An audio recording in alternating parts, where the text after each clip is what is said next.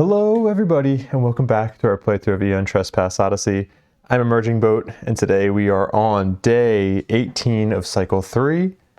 And I am really hoping that we're actually going to get into some good, juicy adventures and some good story. Because I'll tell you what, you haven't really missed much since the last, story video. I think the only,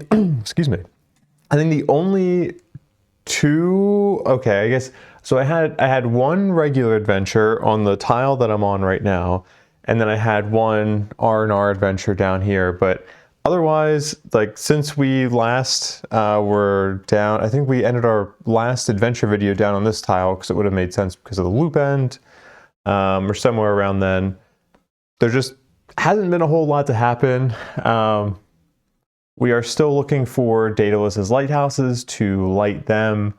Even in terms of just the progress tokens and all that stuff, I haven't really done a whole lot. Let's see, if we go over to our actual scribe page here, you can see that I haven't gained a single Argo knowledge yet. We are almost 20 days into the cycle and I haven't gained an Argo knowledge. I have 2 progress on story card 2B. We want to get to 5 at least so that we can get, it's basically like a free lighthouse lighting.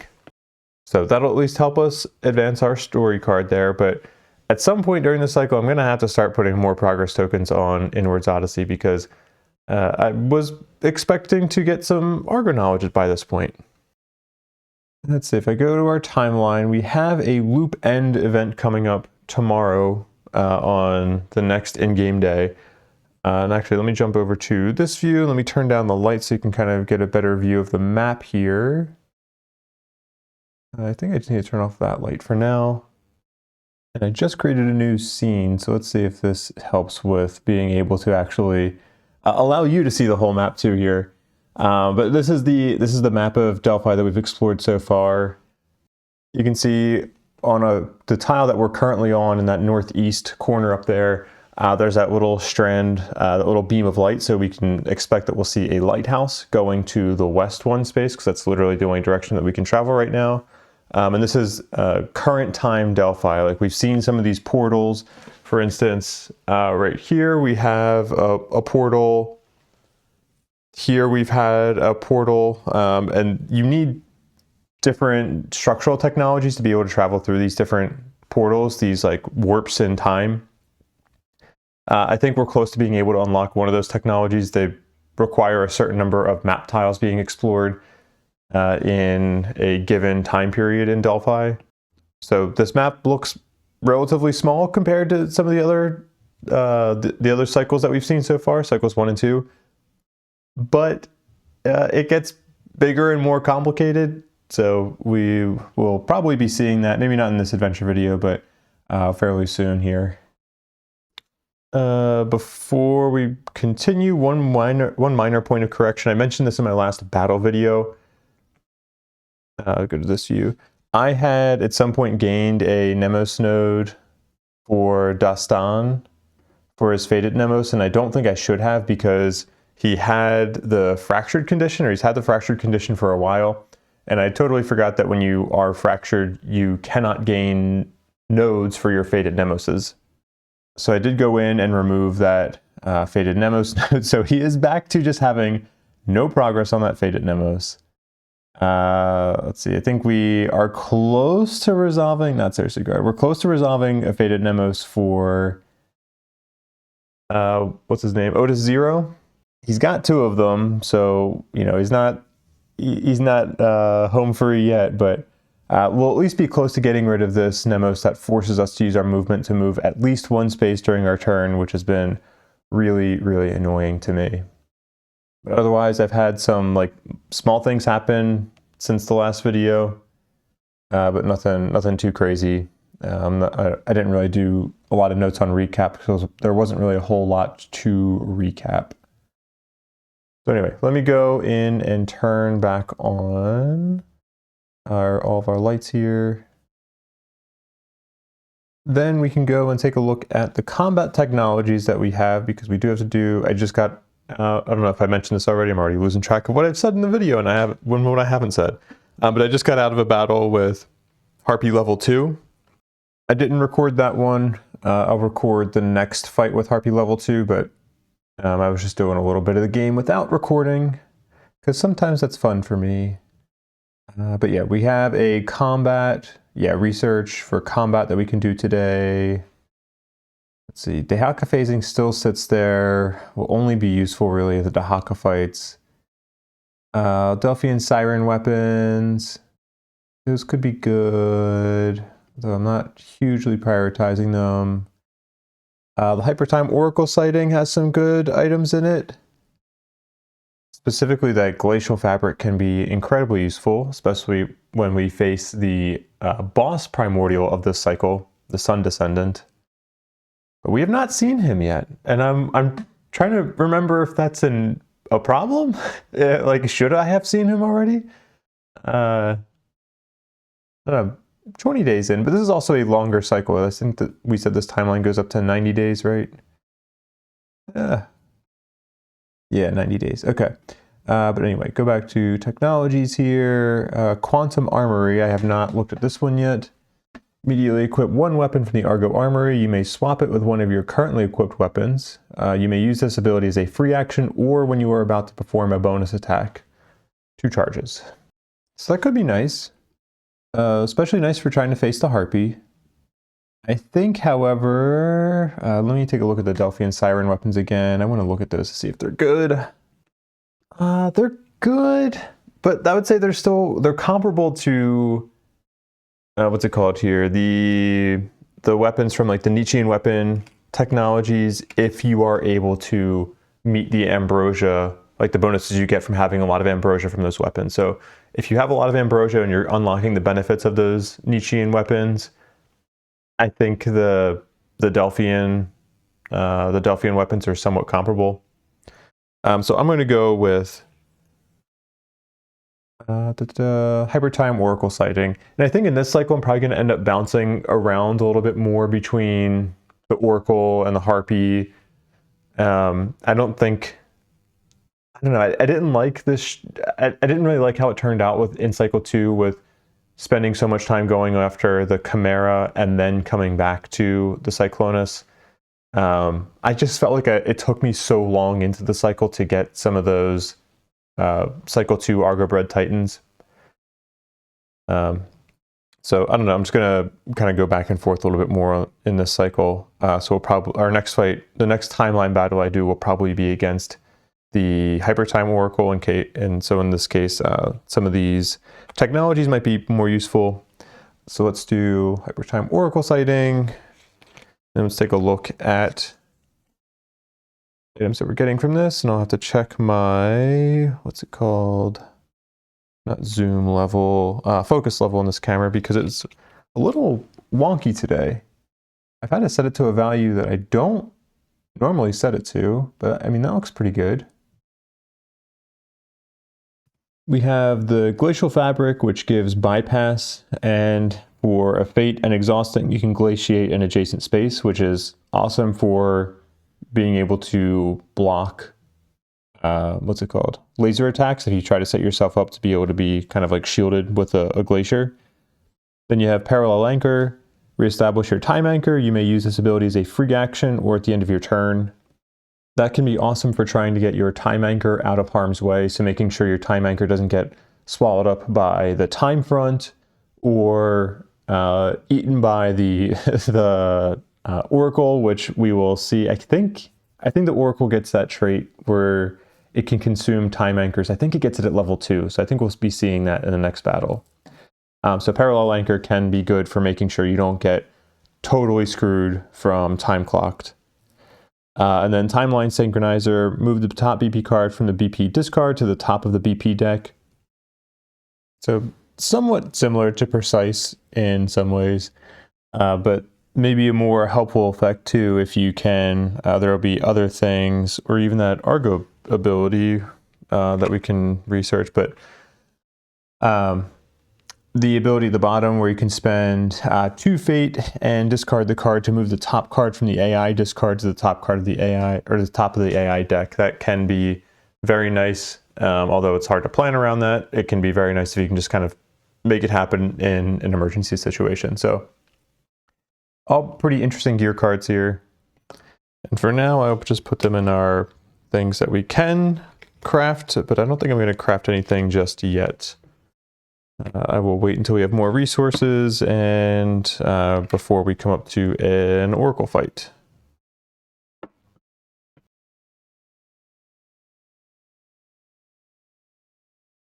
I think we've done everything that we need to do on this day, and now as we move into day 19, we need to make sure we hopefully this is a lighthouse. We're not 2 spots away, because otherwise it'd be impossible to get to the lighthouse from the previous lighthouse. That did take the shortest possible path, I think. Here is the map tile that we're going to be moving on to. We do have a lighthouse. This is a Twilight, I always forget the name, Twilight Watch, I think, right? Twilight Watch card. And that looks, I'm going to try changing for the rest of this video, I'm going to try changing the lighting on this iPhone camera. Give me 1 second. Okay, I'm using EV correction instead of setting the ISO value. So we'll see how this looks. I think that looks a little bit better. It looks a little bit more comparable to our main view here. Anyway, so we have a lighthouse. So we'll get to reestablish Ariadne's anchor. And then we'll have to figure out which direction we want to go from here. Go to our new map view. Bump this over.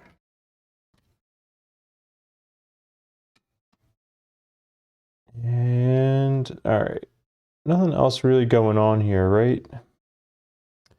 There's no other symbols. Okay, so in our exploration step, we can reestablish Ariadne's anchor. Then we will do our exploration cards here. Twilight Pathfinder, resolve an effect based on your diplomacy with the Twilight Watch. Okay, pretty sure we are, I need to get that out of the way. Pretty sure we are friendly with them. Diplomacy, yes. Okay, friendly with the Twilight Watch. Gonna gain a frozen time. Nice. That'll get removed until the next timeline battle, but we continue that pile and we are going to gain, we are on a Twilight Watch thing, so we're going to gain 2 Siren Shell resources. Okay, that ends that pile. And then Delphian Fleet. Resolve an effect based on your diplomacy with the Delphians. Friendlies gain a Titan. Oh wow, Allied is gain a summoning charge. That's nice. We are just going to gain a Titan. We're not allied with them yet, although I'm sure we will be soon. Okay, that comes out. Continue that pile. Gain another Titan. All right. Oh, and that actually reminds me, I need to... Oh, no, I have another... I lost my Firestarter Titan in the last fight, or one of them, but I have another one already. So I was going to say I need to breed one, but I do not, because I cannot, because I have one. Then friendly, gain 1 rage as a group. Honestly, I'm going to give it to Dustan. I gave him the repurposed Cryptex, because I'm like, you know, repurposed Cryptex, if your Titan dies, you have the Argonauts a chance of dying. It's very unlikely that Dustan's going to die, but if there's one Argonaut who I wouldn't really mind dying at this point, it's kind of him. So we'll give him the rage, make him start off with the priority target the next fight. Oh, and then we continue going. Gain 2 Siren Shell resources. Nice. It's a good exploration step. Cool. No Dehaka spawnings again yet. Though I'm sure we will get him back on the map soon because he doesn't stay gone for long. Okay. Boom. Nothing for expedition step. I don't think we have anything for the... Oh, we do have a structural advancement. Oh, we have an acclamation. Okay, give me a minute and I will replace these cards in our exploration deck. Boom. Acclamation. Done. Then we got to do a structural research. What can we research? Oh, can we do... What's the one? Trespass protocol. Can we do that one yet? Not quite. We need one more tile explored in the current map before we can do it. We're at 19 explored tiles, so we can't get that one yet. Titan genetic memory. I'm interested in getting the pattern cards, but it's not a priority. Chrono sale. Not that interested in that one. Not that interested in this one either. Let's do Titan genetic memory. I know I eventually want that one, so let's just take it now. And then I'm going to use that. I think I want to put Umbral Strain on Shadow Dancer, because Umbral Strain is a good card. Ambrosia limit 5. I don't know if there's any better trauma table cards that I have that I would want to put on her. You know what? Actually, let's try to get Umbral Strain on the Abyss Watcher, because I never really used the Abyss Watcher. I've underused him. I also need to recraft something that has elation from Cycle 2, like that Spartan Copus. So yeah, okay, so we're going to gain an Argo Fate. And 7 days from now, the Abyss Watcher will gain Umbral Strain. Where are we at? Argo Fate. Then day 26. Abyss Watcher. Umbral Strain. And this is from the Titan Genetic Memory card.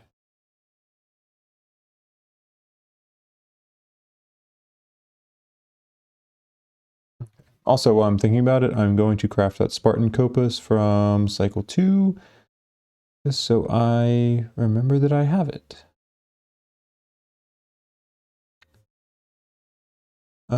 Where would it be? It was some allied technology.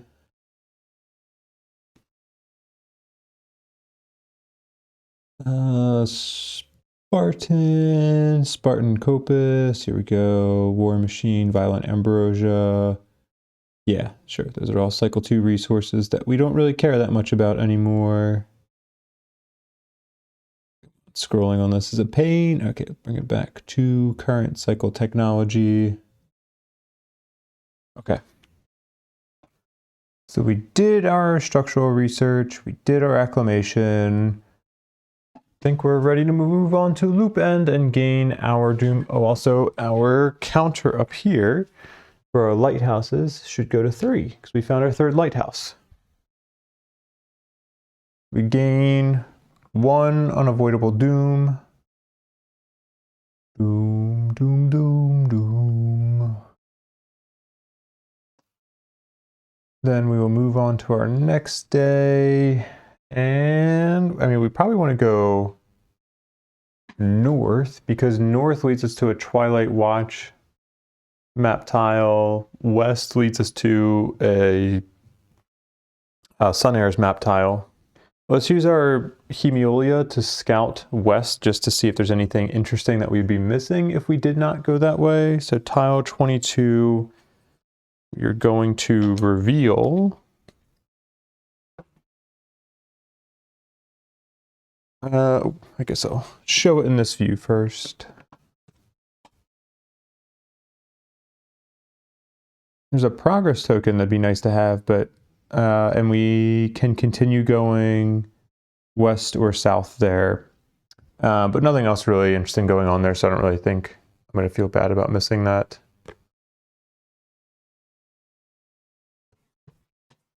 put that there. We'll put our, oh gosh, come on.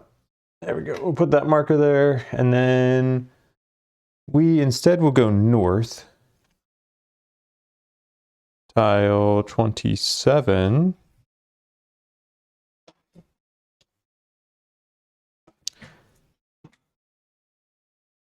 And, oh, damn, looks like we hit a dead end and a doom. Oh, I actually need to put the loop end on my timeline. That needs to go on day 25 here. Let me mark that before I forget. Loop end. And now I'm kind of seeing the value in having that structural technology that allows us to just resolve the loop end immediately. At least we have the adventure hub here. That's nice. We just don't have anything to go through that timeline portal. All right, let's put this here. So I've been debating if I want to actually use an Argo Fate to try to avoid this doom gain, but I don't think I want to. Because we don't have a timeline battle coming up just yet, and we don't have the Dehaka on the map, so I don't really want to gain a lot of Argo Fate in the short term. Let's go ahead and gain that doom.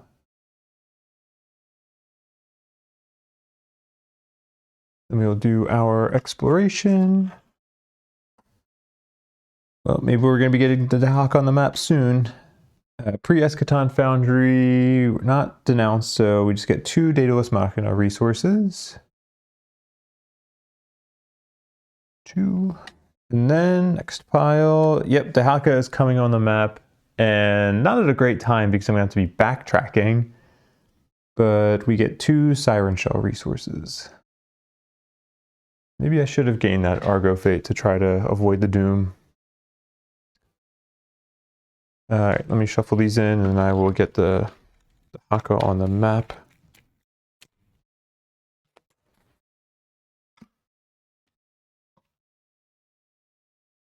We will put the Dehaka 1, 2, 3, 4, maybe here.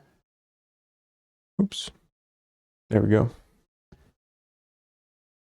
With how I'm still forgetting to switch to the right camera view and getting the wrong one, it probably wasn't wise for me to add yet another camera view, but hopefully the good outweighs the bad with it.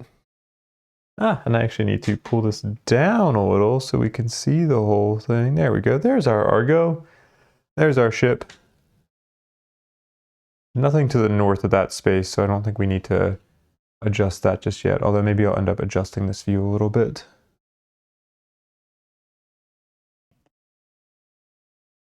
Let's go ahead and roll for our adventure hub. 3.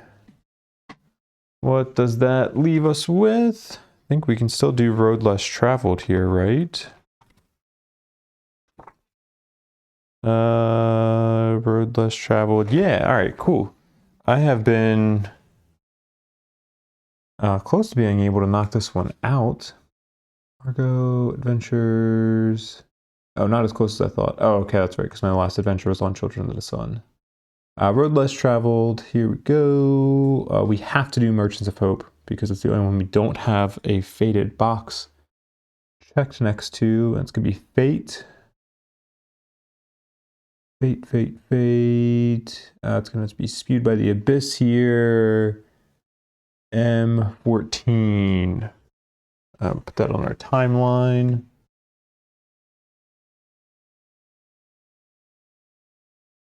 M014. Okay.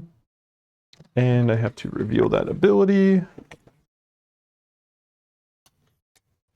says at danger of 7 or higher, you can discard Spewed by the Abyss.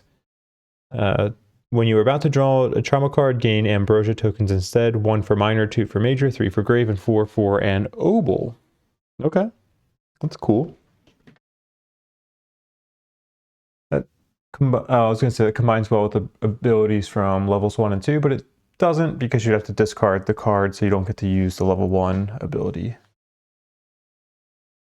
All right, you have no fated Mnemoses. Fate, fate, fate. Wow, you are just not getting any Mnemos nodes. Fate. Oh, you get one for Fall from Eden. Another. No, come on. We only need one more for you. Let's see. Run to the litter. Fate. And darn. Okay. Well, you can't gain your fated Mnemos nodes anyway. All right. Not great for the trait. But let's go to our voiceover. Adventure hubs.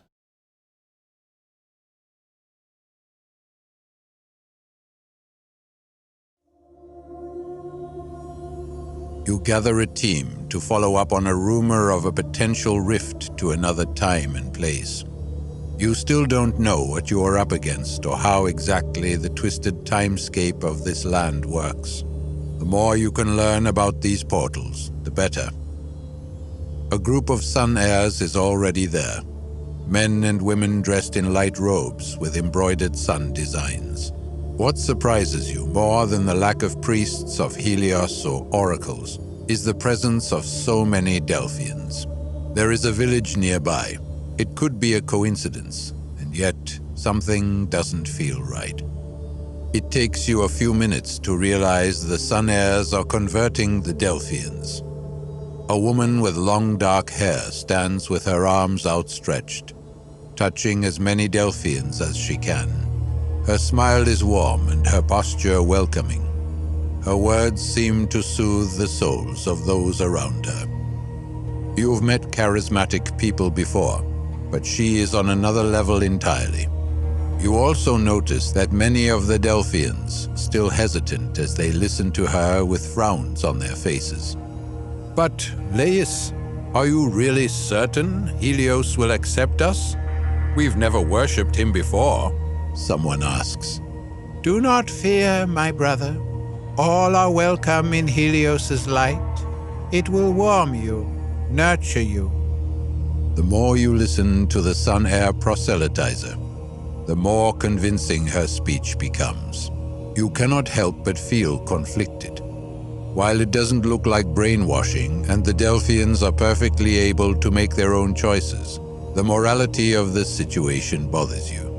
Laius promises a world free of pain and responsibilities, a world like before, and yet there is no escaping the present. The eschaton happened, the gods have perished, and people must make their peace with it. This sorrow-free world she is touting, it doesn't exist. This is just running away from responsibility. Then again, what is the alternative? Tell them mortals are made to suffer through life? While you brood over these questions, you spot a familiar face in the crowd. Deipyle, one of the Delphians from the Temple of Helios. She frowns when she sees you. It seems that wherever conflict arises, you aren't far behind, Argonauts. Her chuckle quickly turns into a grimace. To be honest, I don't know what to do. What Laius offers is tempting, and I understand why so many of my people suddenly turned to the sun heirs when they appeared. And yet, wouldn't it be like lying to myself, like running away? If we don't rebuild this world, then who will? Despite her previous determination, it seems Laius's words have sown doubt into her heart. Or perhaps she has finally reached the same conclusion as all the other Delphians who converted to Helios's cult, that a false hope is better than reality. Have you made your decision? Laius asks, suddenly by your side. Deipyle opens her mouth, but no sound comes out.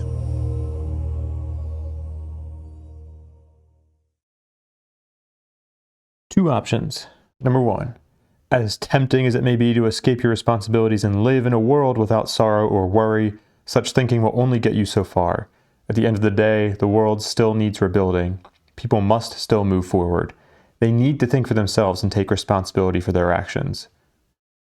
Option 2. If the Sun Heirs are not hurting anyone, and if the Delphians follow them willingly, is there any harm? People just need to escape the brutality of life from time to time. The cult might even give them a new purpose, as many have been lost and indecisive since the eschaton. Yeah, I don't really want to let the Sun Heirs just start converting the Delphians. Also, even if I went with option 2, I'm not going to be getting the most out of that negative Argo fate. We have room for crew. So let's go with option 1. Convince the Sun Heirs to stop converting the Delphians. Sun Heirs diplomacy -1. So we're just going to continue pissing off the Delphians. Or pissing off the Sun Heirs, I mean. No, we're good with the Delphians. -1 for Sun Heirs, +1 for Delphians. I should probably get some positive for Sun Heirs at some point. Maybe balance that out a little bit. And then gain 1 crew. We're now maxed out on crew. Then C14.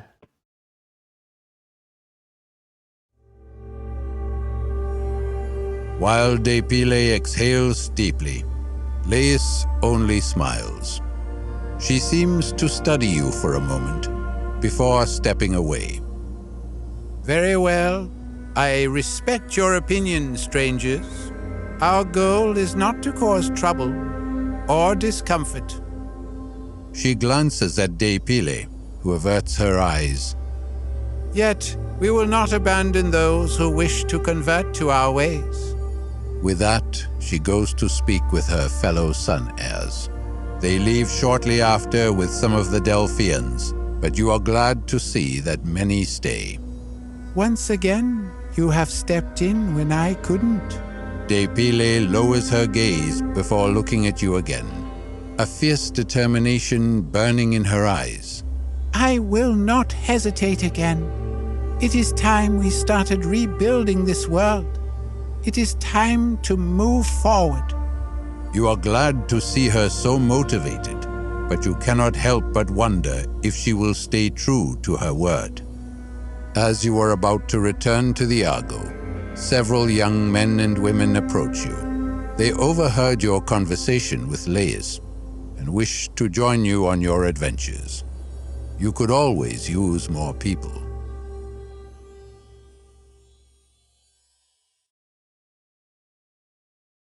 Gain 2 Argo fate, then return to the voyage phase. Boo! I don't want Argo fate. 2 of them. 2 of them. Okay, well. Now I'm glad I didn't try to avoid that doom. We are at 3 Argo fate now, and we will return to the voyage phase as we were so politely instructed.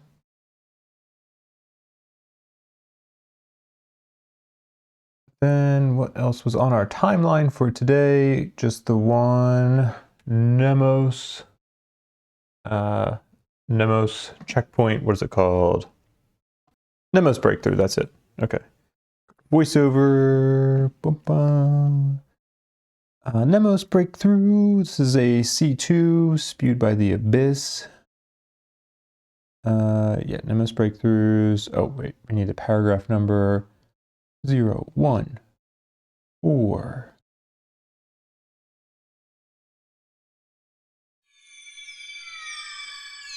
The memory is more vivid now. An ear-splitting crash thunders around you, its power striking you physically like a hammer to your skull and a fist to your gut. The mountain that looms over your home shudders, seeming to swell upward, then fractures, vomiting forth torrents of black debris and glowing hot magma as its sides split, the peak peeling open like a flower in bloom. Dark shapes rise from the chaos, tracing arcs upward before tumbling back to the ground, growing rapidly in size until you realize that what is raining down on the city is no small detritus, but rather boulders the size of houses. The thundering of the cataclysmic hail echoes around you. Entire homes, whole districts erased in a moment. Your family, your friends, your neighbors, everyone who wasn't as fast as you, as cowardly as you. From beneath the rumble, the thing emerges, black as nothingness. Its claws dig deep into your soul. You feel corruption filling you. You know you deserve it, but your body, your stupid body, wants to live so badly.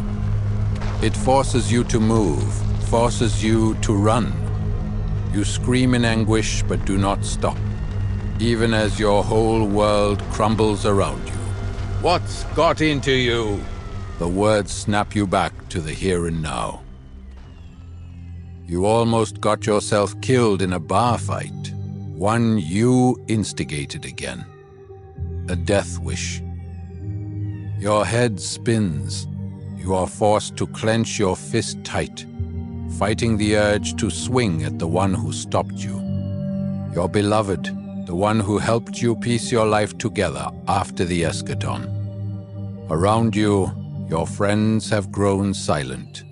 They want to reach out, but you withdraw even further. You shudder in fear of the vision of that monstrous thing. They do not understand. You are not worthy of their love or sympathy, only their condemnation. I'm cursed, you mutter. And you are cursed by my presence. You can see the concerned, doubting looks of your spouse and your comrades and feel shame rise within you. Shame at being so weak that you ran instead of dying like the rest of your loved ones. And shame for showing your weakness again, here, now.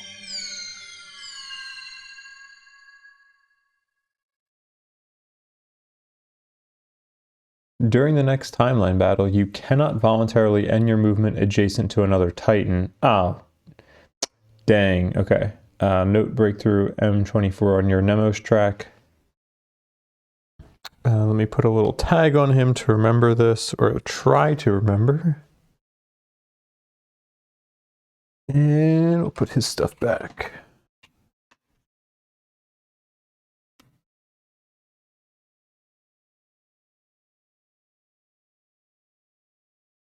That'll put us going into day 21, and we're going to have to backtrack a bit here.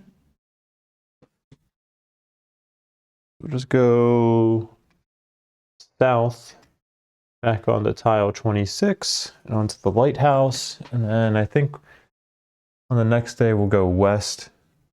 I can't use the nymph to double travel. It's so annoying that the nymph, that voyage nymph for going an extra space has the requirement of 3 or less hull. Like, I'd rather be using other nymphs way more. So it's like when I have a use for that one, I just want to be able to use it. I don't want to be restricted to being like, oh, your ship's not damaged enough to be able to use this. Just come on, damn it. All right, so then we'll do our exploration cards here. 3 Siren Shell. We are not allied with the Twilight Watch, so we don't get any... Ooh, we don't get that rare resource. Cargo. So much Siren Shell. And 3 Daedalus Machina resources.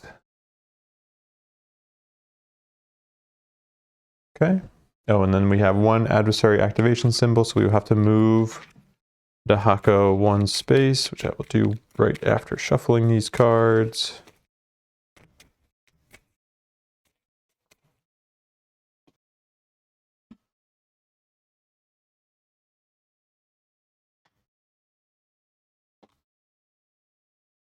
Then we go back to our timeline. Oh, there's a combat research. Cool, cool, cool, cool.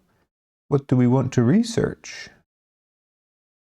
A quantum armory, I forget, is this? Yeah, it's just 1 weapon. Opportunity freeze when when a Titan fully misses an attack, do not clear the Kratos pool. That's nice, but I don't think I wouldn't use this in place of any of my other Argo abilities. What does Siren Weapons lead to? Chronosphere Warning System. Oh, that is good. Advanced Transforming Weapons. What is all this stuff? Okay. Oh, wait, no. I was just looking at that one. Autopsy. Let's do the Siren Weapons. Because then I can maybe just replace the Black Xiphos and maybe the Abyssal Watchers as well. We have the True Siren Blade. We have the Spiral Spada. The Siren Tusks. And the Spear Discus. All these are like pretty good in their own way. When I had played this cycle before, I think I played that for the True Siren Blade, the Danger and Fate gate. I think I played that it was like you had to have both of them at 9 or higher, but I remember at some point reading an interpretation that was like, it has to be a combination of them that is 9 or higher. I think that makes more sense to me because it's extremely unlikely to be at 9 danger and 9 fate. I mean, granted, the weapon does get significantly more powerful once you have that unlocked. So, I don't know, I could kind of see it going either way. But I like that the Spiral Spada has break tokens that it leaves instead of opening. I think it's easier to get opening tokens from things like your Kratos table and Arrow Barrage, for instance. I don't love weapons that only leave opening tokens. But all of these have spiral, like some form of spiral on them, which is great. So I will probably end up crafting one of these, maybe more. They're nice for both the Oracle and Harpy fights, just because with the Harpy, it gives you more, well, I guess 2 of the 4 are swords, which we already kind of seem to have a number of swords. But it gives you more variety in terms of the weapon traits that you have access to. You don't need to have a lot of ambrosia like you need to get the most out of the Nietzschean weapons. And they all have spiral on them. So good all around. I don't think any of them are amazing, but good all around. And that ends everything that we needed to do for day 21. So for day 22, we will go west onto the Sun Heirs territory, unfortunately.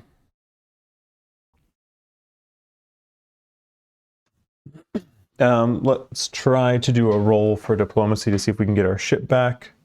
I think after diplomacy here, we're going to have a net bonus of 1, I think. Yeah, because we have -2 with the Sun Heirs.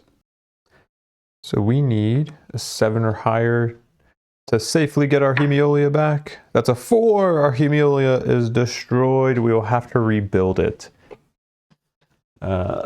And I think the worst part about that is that it's going to cost me an Argo Fate, and I don't know that I'm willing to spend that right now. It'll take 5 trireme or 2 war trireme.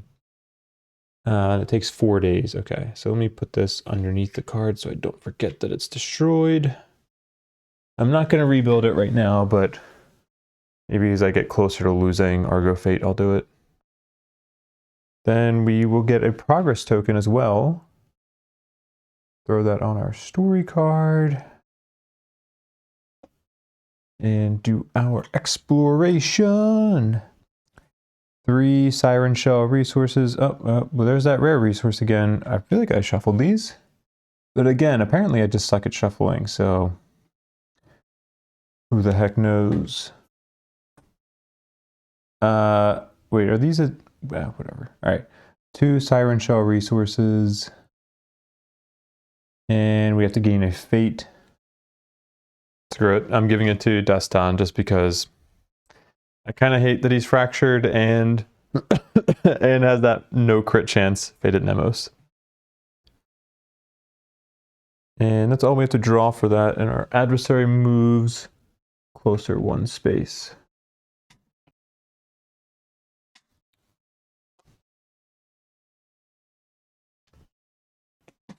All right, we have our Skyseer breeding event, so we get a Skyseer Titan. Welcome back, Skyseer. It's great to have you. There you are. Boom. At some point, I will want to give her a different trauma table. And since the Ambrosia one is going to be used by Abyss Watcher, to figure out a different one to use. And we have a structural research as well. Technology, projects, structural. Oh, this is probably where we want to get the Trespass protocol. Okay, so this would allow us to go to the past portal symbol. Which ones are those? Okay, it's the little circular symbol. So actually, it's going to be the same symbol that of the portal that we just saw up there in the north. So maybe having our anchor on the space below is actually going to end up being a good thing, because maybe we end up wanting to just continue exploring until we end up having to warp back to our anchor, and then we can go north onto that portal, because the only other one of those portals that I see on the map right now is the one down here, and that's a far ways away. So let's take that Trespass protocol. Boom. How to remember the rules for going through those portals, but not important for this very moment. What is time wounds? Is that the future one? Oh wait. Oh wait, am I wrong?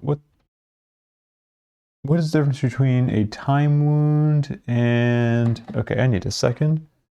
Okay, that's right. Time wounds allow you to use portals like this. You probably can't really see that well. Like the portal on that card, to be able to jump between spaces in the same time period. So this, you could travel between these two spaces. All right. So cool. We're done with that day. We got our Skyseer, no other events to resolve. So the question is, for the next day, do we want to travel west or south? South would make more sense from a faction standpoint, because the Twilight Watch is down there and west is the Sun Heirs. But if we go south, I think we're just going to be going back into an area that's like, we're just going to be heading towards an area that we've already explored. And I don't really want to do that. I'm going to go west. Be nice to have our ship here, our Hemiolia, to be able to scout ahead for us. But all right, we're going to go to tile 15. Find that. Here we go.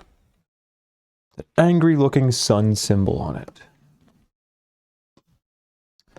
Let me mark off the next day. Oh, 23 is so empty. We do have an adventure hub. We also have a doom. Damn. Do I want to gain? We're going to have a, what's it called? A timeline battle coming up on the next day. So maybe I do want to gain a doom or an Argo Fate to see if I can avoid this doom. Nothing else really interesting on this. Let's take that. I need another one of these map tile holders. There. Move our Argo onto that space. We can only go north from there. And yeah, I'll get an Argo Fate to see if I can avoid this doom. Had pretty good luck with these rolls. Yeah. All right. Need an 8 or higher. 10, baby. No doom for us. Then we can do our exploration. Exploration. Definitely not allied with the... Okay, no. I was like, did I just have this card in the last draw? I had it a couple draws ago. 2 Siren Shell resources. 1, 2. That ends that pile. Then this one is 2 Living Abyss.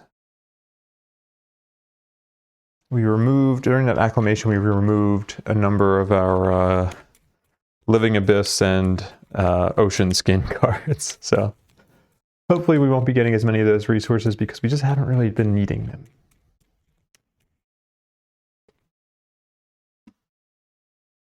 Then Expedition, we'll get an adventure. See if we can roll low again. 4. I don't think that's what we want. And actually, we do have a technology that allows us to change our adventure hub. You may choose to resolve an adventure from the hub you rolled or the one in the row directly below. Okay, so we cannot use it to go up a row. I think this means we are going to be stuck with...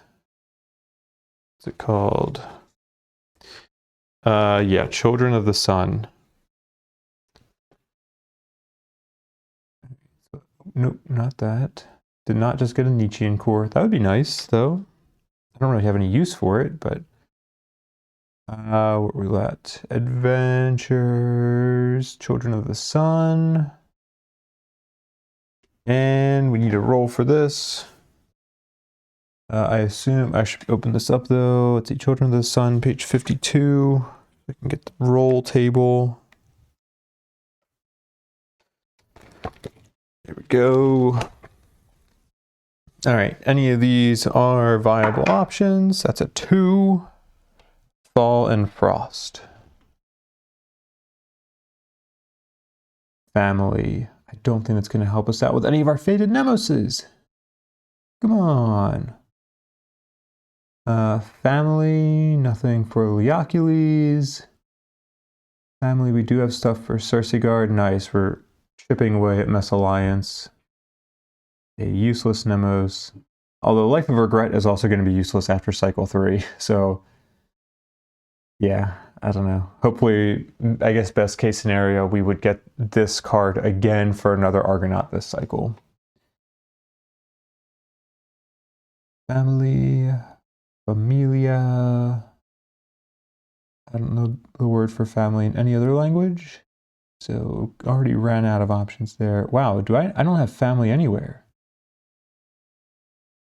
We are severely lacking family. Okay. This is Children of the Sun, Thaw and Frost. Boom. Oh, there's gonna be, I'm sure there's gonna be a point where I like end up just getting the same adventure twice as I end up having to like reset the fated boxes.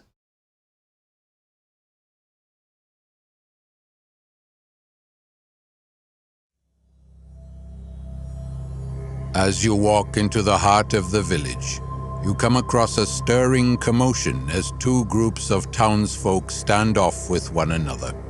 One bears the robes of the theocracy, while the others are dressed more simply, in the garb of farmers and laborers. You've stolen our children from us, one of the Sun Heirs barks sharply. A figure emerges from the townsfolk, the air of a leader around her, presumably the mayor of the village. We've forced no choice upon them. These youngsters came to us of their own free will, she declares. They are no mere babes, but teenagers on the cusp of adulthood. They can make their own choices. Figures on both sides of the conflict reach for weapons, some hefting tools of their craft. You make a quick accounting. The villagers outnumber the Sun Heirs, although they are poorly armed compared to the theocracy forces. Give us back our children, or, by Helios, we will burn this village down, the priest demands. The two sides of the conflict stand on a knife's edge, and blood will surely be spilled if you do not intervene.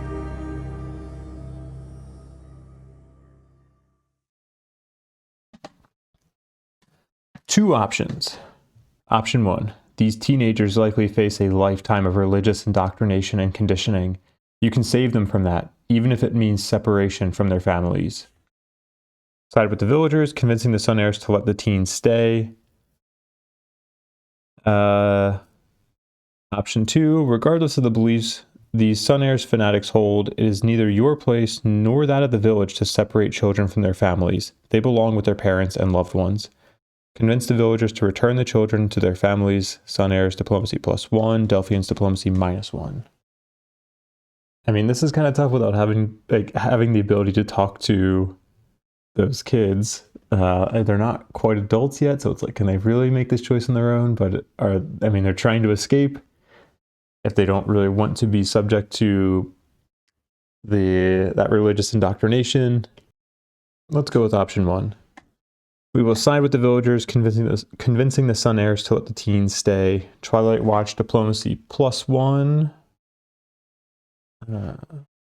Adventure diplomacy, Twilight Watch diplomacy +1. Sun Heirs diplomacy -1. Okay, I should be careful. I don't think I want them to get to -10 yet. Although maybe it doesn't really matter that much. I'll let them get to -10 and then work on their diplomacy afterwards. I'm sure there's another like peace technology that we can get. And then, gain 1 doom. I missed that part. Okay. Well, I'm gonna. Do I want to gain an Argo Fate? Nah, it's only a 30% chance. I'm already at 4 Argo Fate. I just succeeded on one of these rolls. I feel like it would balance out and I would not succeed on this one, so we'll just take the doom. Then let's see. Where do we go next? See paragraph 8. You stand beside the mayor, offering her your support. You argue that the world is not as it once was, and that the townsfolk should see the teenagers' independence as a sign of their capability to endure future hardships. You notice some Sun Heirs shift nervously, less confident with you as potential opponents. However, the priest's conviction does not falter, nor does that of several among the mob, who adjust their stance aggressively.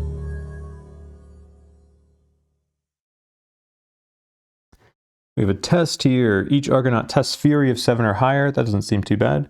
You may gain 1 danger to add +1. Let's see, the fail effect is gain a fate. We would really like to get 3 or more successes, but honestly, it's not that big of a deal. Because losing 1 crew, we're already maxed out on crew. Let's see what our bonuses are here for our Argonaut Fury. We have 3, 0, 0, 1. All right, let's do Leocules first. He only needs a 4 or higher. It's a 5, so he succeeds. Then let's do Dastan. He would need a 6 or higher. Oh, that's cocked. It's an 8. He succeeds. So now our other 2 would need 7 or higher. I guess let's just roll both of them at once. I'm not going to give either of them. Actually, it would be really nice to get 3 or more successes. So maybe let's do 1 danger to each of them. So 1 danger to Otis, 0, and 1 danger to Circegard. And now each of them would need a 6 or higher. Oh, both of them got 6s. That's 4 successes. Nobody failed. So 3 more successes. You are the veterans of countless battles. You sweep through the mob like a scythe through grain. Most give up after their kin begin to topple, all in terror battling across their face. Yeah, I mean, it's kind of brutal. All right, subtract 1 Argo Fate. Love that. We'll be at 0 after this next timeline battle. Regardless of the result, the fighting slows. And the beaten sun heirs back down, the priest reluctantly admitting defeat. As the fanatics make ready to depart, a few men and women, parents of the teens, push their way towards you, asking only that they be allowed to see their children before leaving. The teens emerge from hiding, and there is much shedding of tears and goodbyes before the sun-worshipping fanatics leave, dragging the weeping parents with them. Gain 1 progress. I mean, that's kind of really torn on the outcome of that one. That is tough. Gain a progress. All right, so we are on 4 progress on our story. Nice. We only need 1 more to get effectively 4 lighthouses.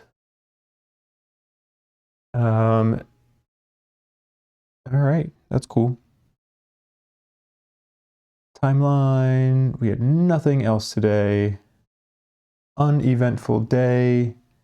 Then we can go north. Right, that's the only direction we can go. That's still Sun Heirs territory. Dang. All right, we will go north.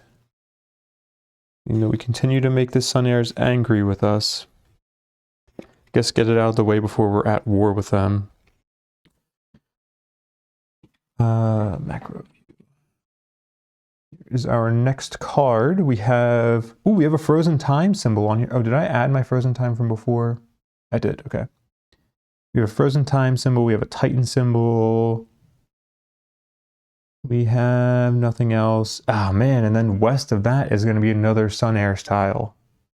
Dang, I'm like deep in Sun Heirs territory here, but we have light. So we'll have a lighthouse coming up. Okay, that we actually could technically make it, so we're going to be on day 24 on this tile. Going west from this tile would be another day, so we would be able to reach the lighthouse. I guess the question from there is, would we want to reestablish our time anchor, or the Ariadne's anchor? Probably not. We probably still want to just get warped back to the previous spot because it's right near a past symbol. Okay, anyway. So let's take this one. And we need another one of these.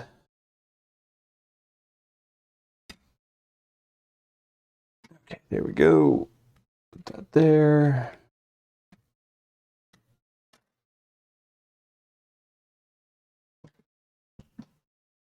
And we'll get a frozen time.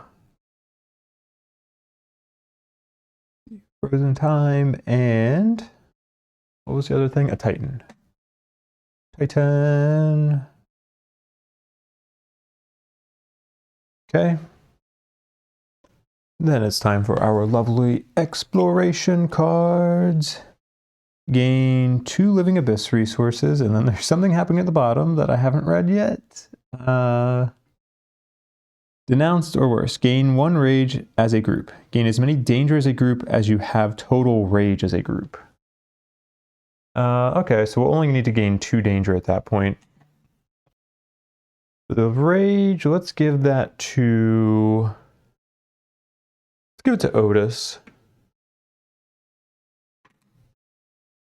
And then for the danger, we'll need to gain 2 danger. Let's just even it out so everybody is starting off at 1 danger, right? Or do I...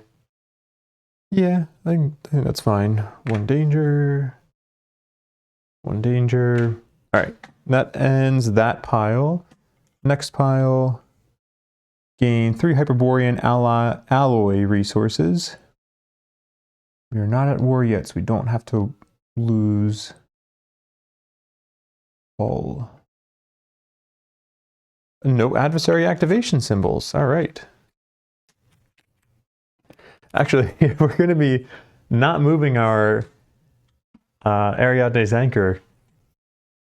we kind of want the adversary activation symbols to be coming up now. So he moves past that anchor, and then we can go to the time. Okay. Don't worry. When something good happens, I will find the negative in it. We don't have any expedition. And this is day 24, right? I don't think I marked off my day yet. So that is going to put us into our combat encounter. And I think what I'm going to do actually is I was going to do a battle video as the next video, but this video is just over an hour. I feel like our adventure videos this cycle have been shorter. So let's do this. Let's make this a longer one. I will do the battle not recorded, and then I will just continue this video afterwards. And then I guess that'll probably end up bringing this adventure video to something maybe closer to 2.5 hours, because we'll probably at that point be able to advance the story card as well. Okay, I like that idea. Let's do that. In real life, it might be like a day or so before I actually resume this video, because I might do the battle tomorrow and then maybe continue this video the day after that or something. But for you, it'll pick up in a minute, and we will just continue our adventure. So I will see you shortly after I have done this battle with the Hypertime Oracle. I'm back. I had an interesting fight with the Hypertime Oracle. It was good in some ways, bad in some ways. The bad is that we lost our Game Changer and our Fire Starter Titan, so I've already gone in and removed those from our Titan Stoa. I almost got another Fated Mnemos from ending the fight with, I can't remember if it was the sealed or the muffled condition, but Otis 0 had the sealed or muffled condition, I forget which one, it was yesterday. And I ended the fight, but I couldn't get a Fated Mnemos because we already have 2, so I guess that's good. Yeah, I don't know, it's the only time that I've been happy to have a Fated Mnemos, or like maxed out on Fated Mnemoses. We did crit on a BP3 for the Hypertime Oracle, and we got a nice weapon out of it, the Paradox. Well, that's maybe a bit too dark. Give me 1 second. Okay, that's a little bit better. The Paradox is a one-handed weapon, 2 dice to attack, +1 precision, 1 black die per hit, 1 bonus red die, 1 bonus power. It has auto break 1, break 2, reposition 1. The only downsides for it are that it's cumbersome and it has commit. Pretty solid weapon. I'm sure I will be pulling this into the rotation. I did also, I crafted the True Siren Blade for that fight with the Oracle. And I still don't know where I land on the Danger and Fate 9+, because it's, I think it really is like individually those stats have to both be 9.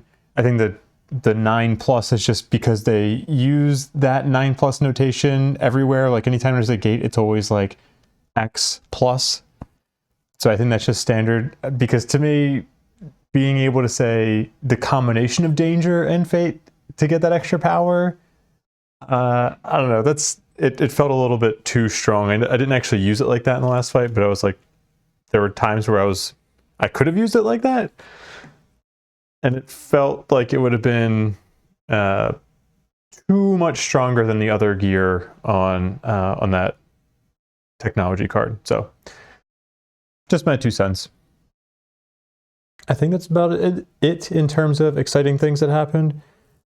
This was probably the most annoying fight for Dastan, having this you cannot gain crit chances Fated Mnemos, because I was critting a lot in that fight actually, but like half of them, I mean, what was it? I think Dastan got, I think, maybe 2 crits on his own, but obviously couldn't do anything with it. So it's just one of those things where, like, I don't know, not being able to gain crit chances is not that bad in a vacuum, but then when you get a crit and you're like, oh, actually, wait, I can't use it, it's just really deflating.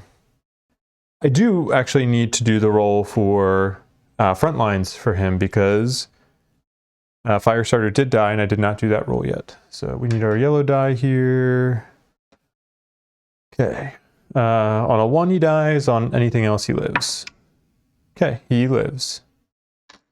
Kind of unfortunately, TBH, but that's how it goes.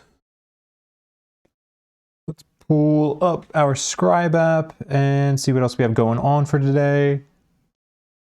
We have a combat research we'll be able to do, then we also need to gain a Mnemos node for Circegard.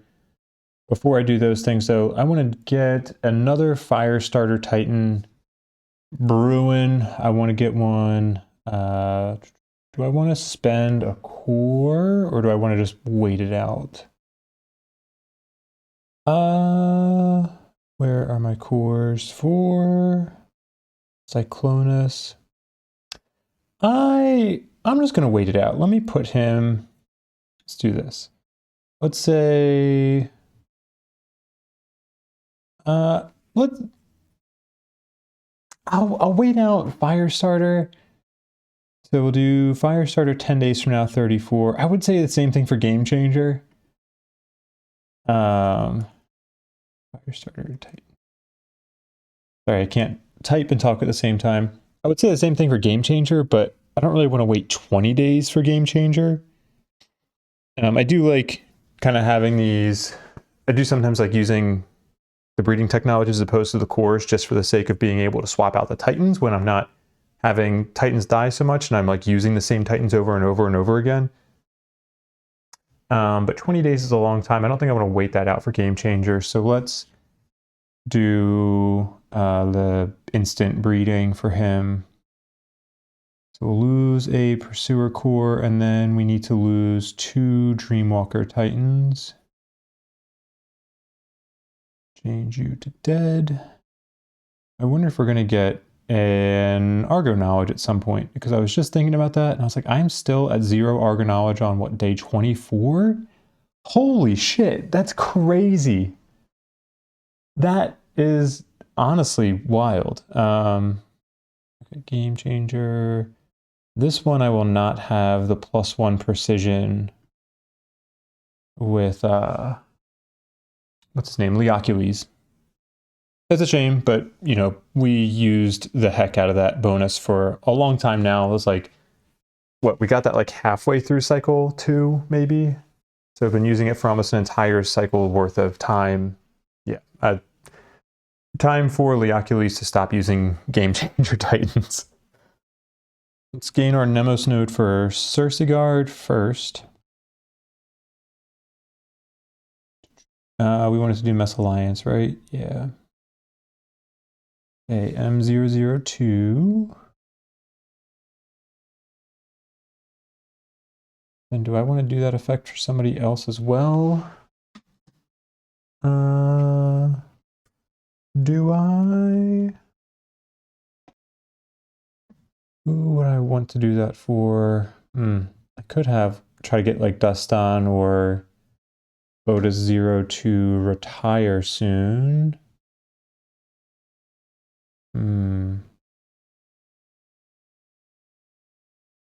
Otis 0 is almost done with the Restless Mnemos at least. And Superstitious isn't terrible. It does kind of suck, but at least I can still just plan to have second chances on other Titans as opposed to having it on him. But Dustan, on the other hand, he's still fractured. He doesn't have any nodes for his Fate Hex, so I guess, yeah, let's put a node for Dustan. I assume I'll be fighting the Dehaka again soon. So I don't mind getting this now. What is it, 7 days from now? So day 31. Just copy the text here.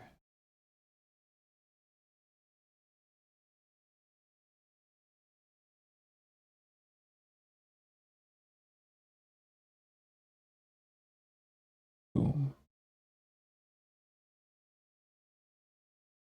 Then let's go do our technology research for combat.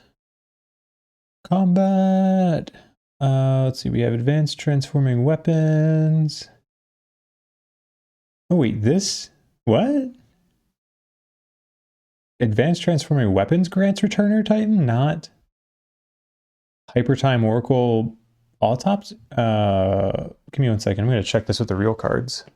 Oh, yep. That's what the card says too. Okay. That's surprising. That is definitely in the running. I might want to just get that one just for the sake of being able to get the Returner Titan. And the Razor Bow is good. The Sun Axe, I think, is good too. I don't know if I remember using the Sun Cutter. Oh yeah, right. I mean, that's good, but we don't need that immediately. Dahaka phasing, I'm not rushing. Quantum Armory,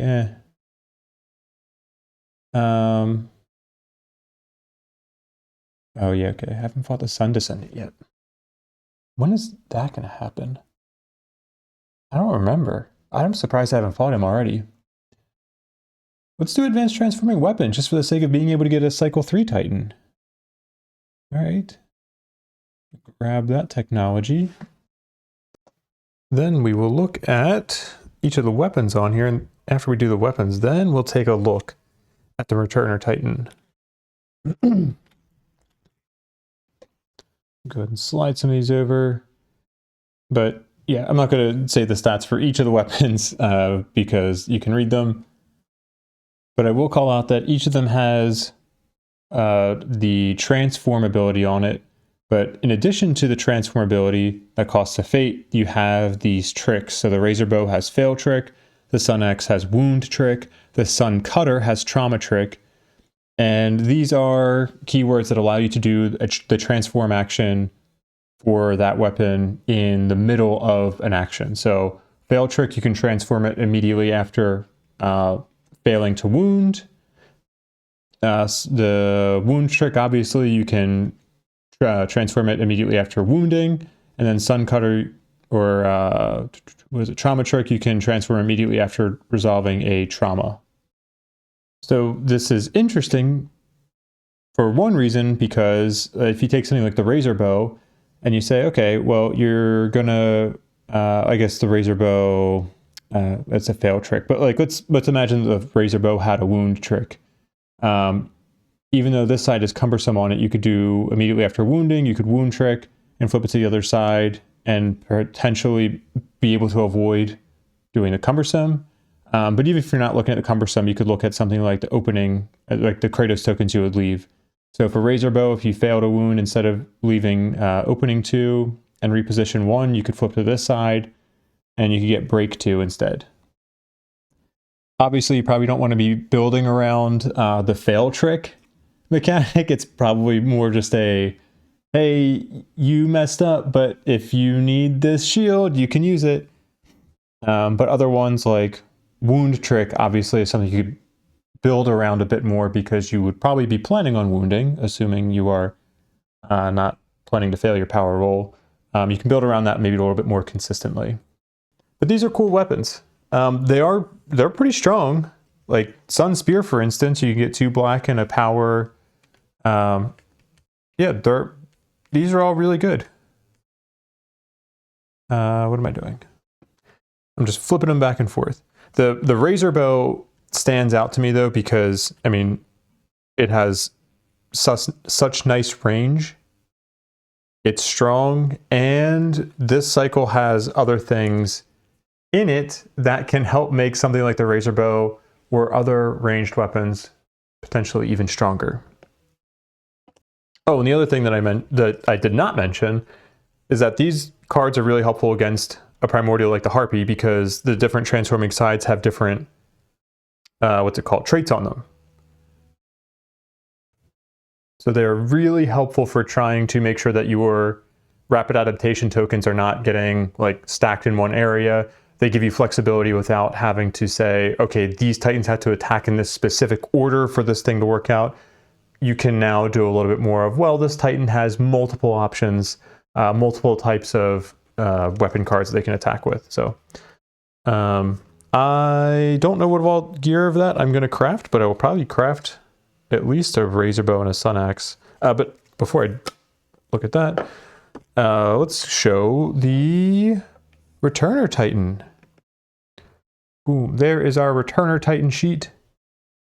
And then with the sheet, we have the nice painted mini. Ooh, yeah. See, I'm not consistent with painting the Primordials, but at least I'm consistent with painting the Titans. I'm not consistent with painting the Titans in cycles 4 and 5 either, but we're going to pretend that it's just cycle 3 right now.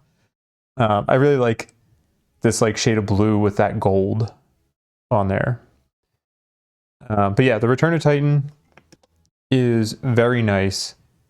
It has 6 movement, and she also has I can't remember if it's the exact same name trait, but it's similar to the Skyseer Titan, where while performing the movement action, she can move diagonally. She has the Return ability, which for a Fate, it's a free action. If you don't have a time anchor on the board, remove another Titan's time anchor and replace your own in its place. You can use this ability while time clocked. So all that to say that we haven't had a Titan die from not being able to return from time clocked. Like if you're time clocked and your time anchor's not on the board, then you can be erased from existence because you can't return. The returner, well, the returner just returns. It's very hard to be erased from existence with her. Then the other nice ability that she has, Cheat Fate. When you are about to draw an obol, you may choose to draw a You Live or You Died obol instead, once per battle. If you do, next time you draw an obol, you must draw the other one. I had to double check this because I couldn't remember the ruling, but Cheat Fate does allow you to draw the You Live obol even if the You Live obol has been removed from the battle. So if Hypertime Oracle decides that they're going to remove the You Live obol from the game with their, I can't remember the name of that trait, but with that dumb trait that potentially removes positive trauma cards, the returner can get around that. Then lastly is a downside with her. At the start of battle, if you have less than 2 fate, raise fate to 2. If at any time you have 0 fate, you flash forward, remove the Titan from the battle, treat them as if they died. After surviving a major or grave trauma or an obol, lose 1 fate. So you don't really want to be going to 0 fate with the returner, which is an odd thing to balance, but it makes it more fun to play her, I think. Her Kratos table is, in my opinion, I don't know, it's not my favorite. It's nice because it has a lot of moat. It has a lot of moat. There's moats in there. It has a lot of motivate in it, which is really good. I mean, at motivate or at Kratos level 4, you can get a motivate 2 and a motivate 1, which is awesome. The downside is that it is very heavily focused on the pass mechanic, and I hate the pass mechanic. I just don't think it's very good. In later cycles, I think pass gets worse and worse because you might have fewer break and opening tokens. Maybe I'm misremembering, actually. Yeah, we'll see. Maybe I end up replacing her Kratos table, but it's hard to want to replace it because the motivate is just that great. I don't know. We'll see. But it's a happy surprise that we get the Returner Titan that early. Cool. But looking at, I need to pull this up. Looking at our scribe app here, if I want to build the Razor Bow, we can't actually build it yet. We need Hyperborean Alloy. I don't think I'm going to build, well, those things don't take the same. I'm going to wait until I can build the Razor Bow before I start building anything else, because I do really want to prioritize getting a Razor Bow, because I do really like that weapon. Moving on, let's check our timeline. Let's see, we did our combat research, we did the combat, we did the Circegard thing, and I think I'm ready to move on to the story step. Yeah, okay, so let's see, we think there is a, what's it called, lighthouse just to the west of us. And our loop end is tomorrow, but we are okay with looping back. All right. Ooh, if we loop back onto the Dehaka space, we won't engage him unless we draw an adversary activation symbol. Okay. So, let's see. Go to our voiceover here. Mnemos breakthrough. This is a cycle 2 Mnemos. 002.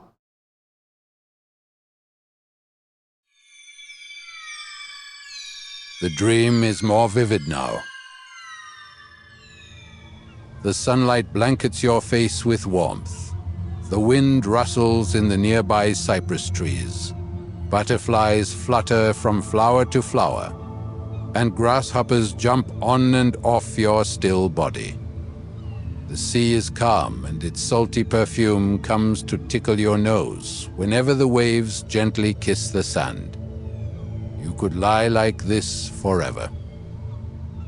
You hear angry sounds coming from the house. You keep your eyes closed. Quick footsteps, the pushing of clay bowls, dried basil and mint leaves trampled on the floor in the agitation. You press your small hands against your ears. You still hear them, arguing, sweet like honey and limpid as moonlight, mother's voice, pleading. Coarse like old leather and bleating like a goat, grandmother's voice, ashamed and angry. Suddenly, your mother sits next to you and a hand comes to wipe your tears. It is time to go, my sweet. You take mother's hand. You don't want to go. Mother smiles, but her eyes are cold, like steel beaten too many times that now has a permanent sharp edge. We have to, my sweet. There is no place for us here. Grandmother stands in the doorway. Her face is angry, but her eyes are sad. Mother squeezes your hand twice.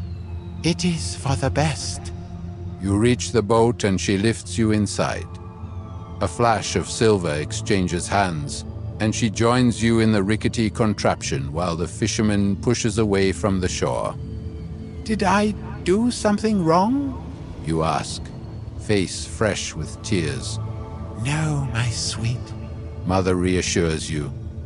She rocks you in her lap and laughs that soon you won't fit there. Is it because of father? When the small island has almost disappeared over the horizon, Mother speaks again. We are not like him, yes. It bothered some people in his family.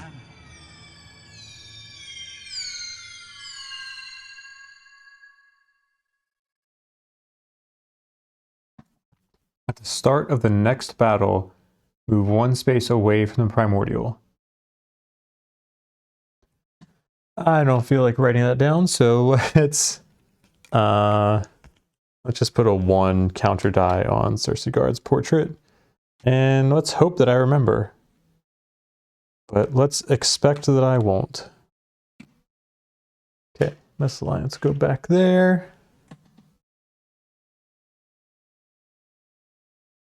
We can go back to this view. And day 24 will come to a close as we go into day 25. So we will move west into Sun Air territory. Oh, I didn't even show this tile. Hold on. I'm going back. We can look at this tile in depth. We do have our lighthouse there. We have a progress token. Not a whole lot else going on. Be nice to have another adventure symbol, but that did not happen. So that will go there, move west onto it. We will get a progress token.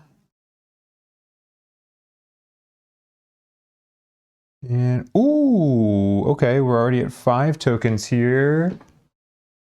At 5 tokens, your academicians reestablish inter-lighthouse connections. This counts as 1 relit lighthouse for the purposes of the task. That means we're at 5 now.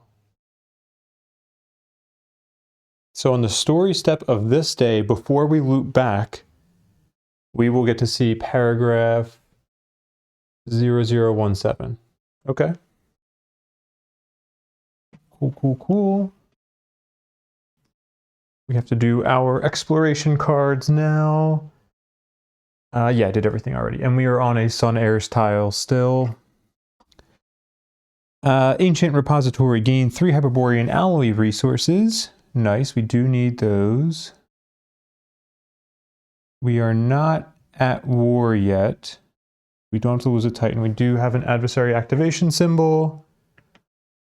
We will move you one. Oops. Then next stack, Helian Holy Adjudicatory. Oh yeah, okay. So denounce, lose one crew or one hull. Let's lose the crew. We're maxed out on crew. That's not bad. When we're at war with them, we'll have to gain a doom. That is worse.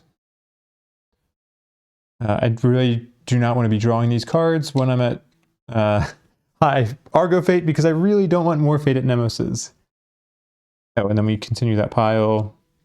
3 more Hyperborean Ally resources. That is awesome. We need more of those. Okay. I don't think that's enough to make our bow, though, is it? No, we needed 11, right? Yeah, okay, we need 2 more. All right. These will get shuffled back in. And I may have been on the wrong screen when I was drawing the rest of those, but whoops. I think I've gotten worse again. I got better for a little bit, and I feel like in the last few videos I have messed up at least once every time. Oh, and then the exploration step, we could move the anchor, but we're not going to. Yeah, because I don't think I want to. I don't think I really want to try to like loop around, because I need to go to the past next, I think. If we assume this like loops down in some way, I don't know how far we have to go over to go south. Oh, also at some point I need to rebuild my Hemiolia. I forgot about that. Just gonna end up being a lot of backtracking to go that way, I think.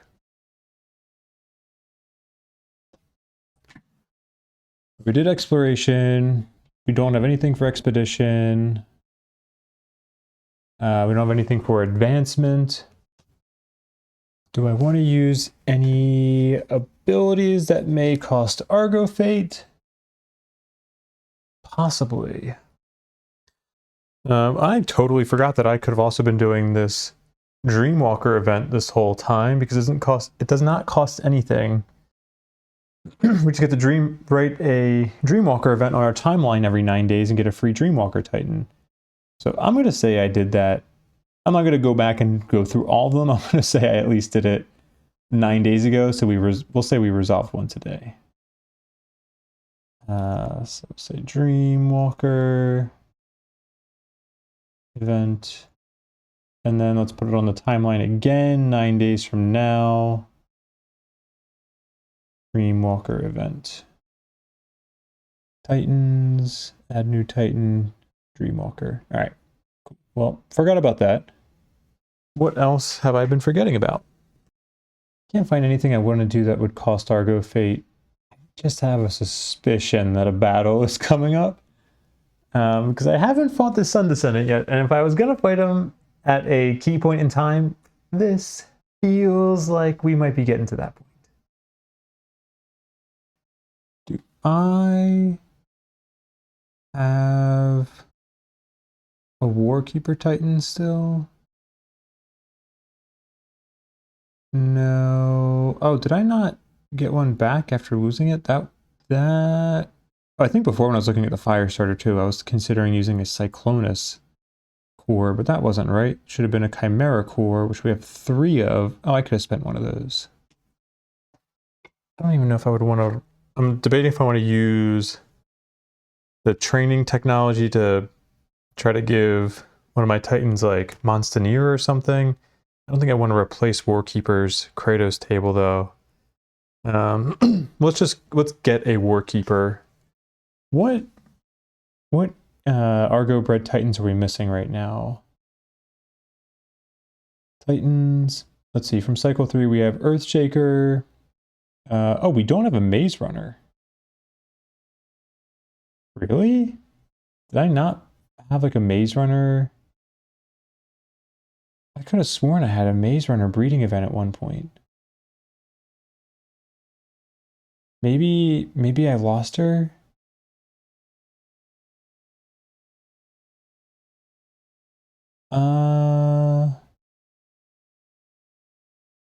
Okay. Well, you know what? I'm going to say I did that 10 days ago.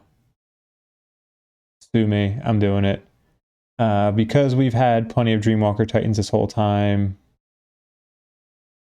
And I don't think we have had to use... Let's see, we tried to... Oh, actually, wait a second. Because a Logic Breaker... I know we crafted a Logic Breaker. Okay, so let's just say we did it after the Logic... Oh, that was Logic Breaker training.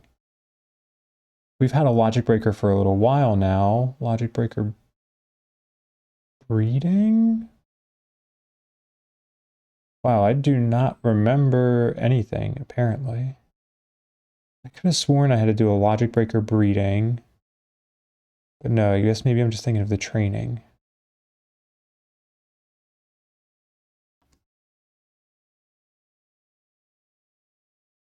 Huh. Okay. Yeah, so we'll say 10 days yeah, 10 days ago I did Maze Walker breeding. So that would have cost... We will kill off Dreamwalker, gain a Maze Runner. I need to do this more often, just see which ones I'm missing to see if I need to do any of these breeding events. All right, so from cycle 1, we have Earthshaker, we have Maze Runner, we have our Logic Breaker, yeah. And then Game Changer. Cycle 2, we have Abyss Watcher. We don't have a Warkeeper right now, but I'll craft one of those. And then our Firestarter is breeding right now. And in cycle 3, we have our Returner. Right? I guess, I didn't even craft a Returner yet. Okay, so we'll also kill off another Dreamwalker. Dead. And we'll add, oh shoot, no. What? Weird, why does it remember that? Okay, Maze Runner.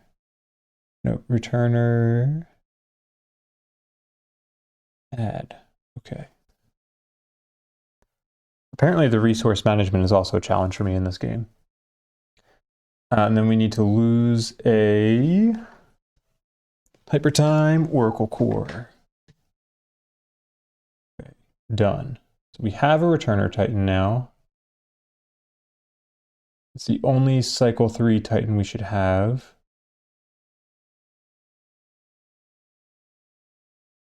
One, 2, 3, 4, 5, 6, 7, 8, 9, 10. Okay, that makes sense because we have 2 Truth Bearers and no Firestarter. So 10, I think, is the number of Argonauts Titans we would expect. Nope, we should be at 11 because we're missing our Warkeeper. All right, so now let me do that. I'm sure you're having a blast watching this part, huh? Why am I going there? Nope, cargo is what I wanted. Not gear, resources. Go back to cycle 2. We'll spend a Cyclonus core. And whatever, I'm just going to convert a Titan to Warkeeper.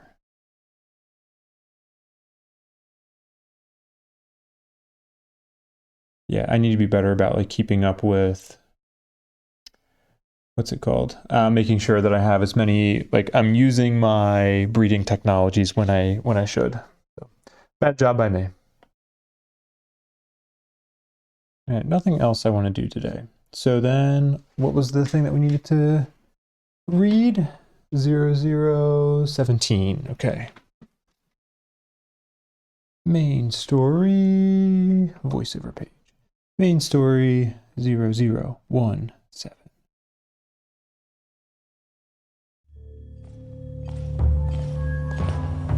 The winding staircase twists its way up the interior of the lighthouse, spiraling toward the distant ceiling in a dizzying, at times incomprehensible manner. Sometimes, when you feel like the steps should turn left, they move right, and when you keep on ascending, you feel your ears pop from sudden differences in pressure. The interior of this structure is almost nonsensical, an impossibility. Just how did the master inventor's mind work when he set to creating these edifices?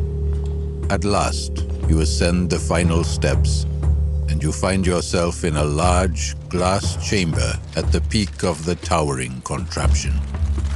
Around you, a spider's web of gears and pistons fashioned from glimmering bronze spreads out like mold, crawling across every available surface.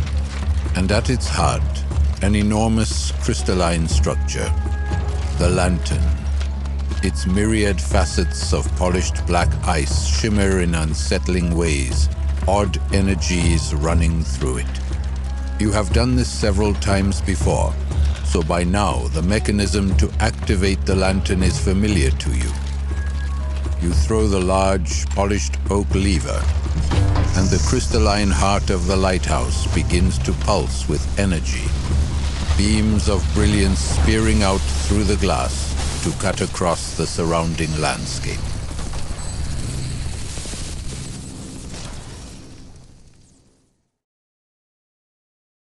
If you have any paradox, or if any Argonaut has the Fractured Affliction, C18. We have both of those. How many paradox do we have right now?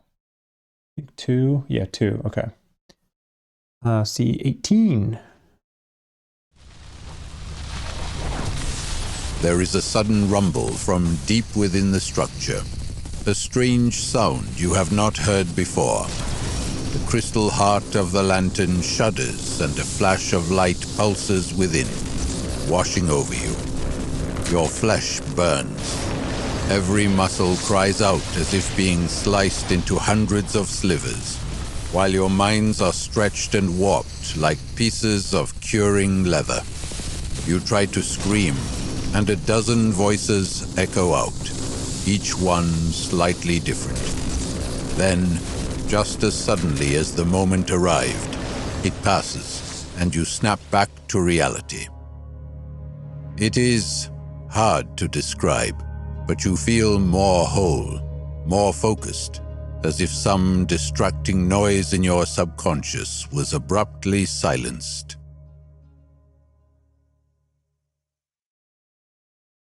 You may either lose one paradox or a single Argonaut may lose the Fractured Affliction. Nice! I know which one I'm doing. Goodbye, Fractured. You have bothered me for too long. The Stan is free. The Stan is a free elf. All right, come on, you go back. That's great. And then each Argonaut gains 1 danger. I don't care, that's worth it. I will totally take that trade.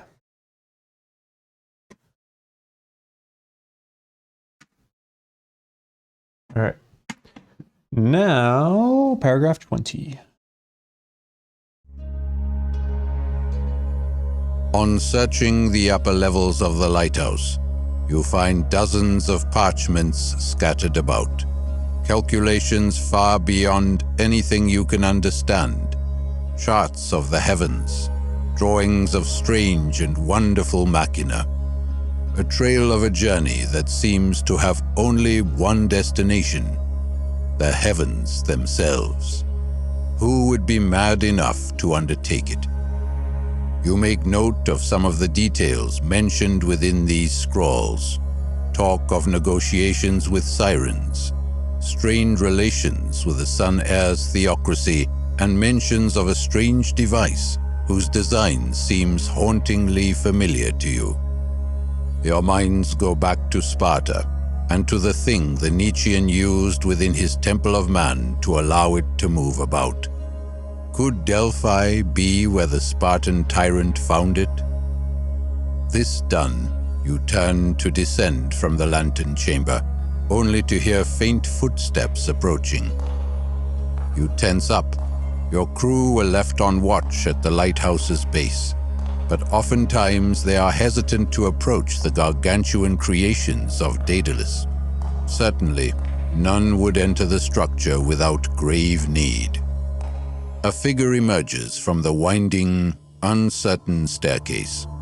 A stranger, a woman of pale complexion, clad in brilliant white robes lined with yellows and oranges and reds, embroidered with glimmering golden depictions of the sun, her sleeves covered in a pattern mirroring those of eagle's feathers. Her hair is sun-bleached, once auburn, now only a few hues above purest white. Her features, once clearly beautiful, if stern, are now wrinkled, weary, with deep creases around her storm-gray eyes. She turns to you with a faint smile, as if looking upon the world from a distance. Ah, Typhon Slayers, the beacon is lit, as was foreseen, She murmurs, her voice not weak, but unfocused. Another stride along the path of ruin, or is it salvation? Among so many strands, it is hard to tell. You tense, suspicion flowing strong within you. She is a sun heir, one of the high rank, judging by her voluminous robes, a zealot of Helios, and a remnant of the lost past. What she is doing here, you cannot say. I am the Pythoness, and I come bearing tidings. She proclaims. Kindnesses bestowed by the sun. In spite of the distance this world has drawn away from our Lord Helios Apollonus. Knowledge and wisdom, certainly. Warnings, perhaps. Only you can determine their nature and which strand you will walk upon this time.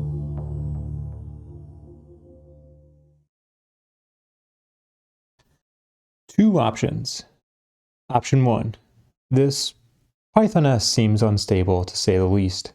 Her words could have value, or they could be the ravings of a shattered mind. Still, it may be worth it. Listen to the Sun Heir. Option 2. The former followers of Helios spread dangerous rhetoric everywhere they travel. At best, they can plant troubling ideas in your mind. This one, more so than the others you have encountered, seems unhinged. To entertain her madness would be downright foolish. Dismiss the Sun Heir's rantings. I am keying off of the, what'd she say? Typhon Slayers. I don't trust the Sun Heirs in general, but I am going to hear her out. Let's do something positive for the Sun Heirs for a change. Let's go to this. So we are going to get Sun Heirs Diplomacy +1. And then gain 2 Argo Fate.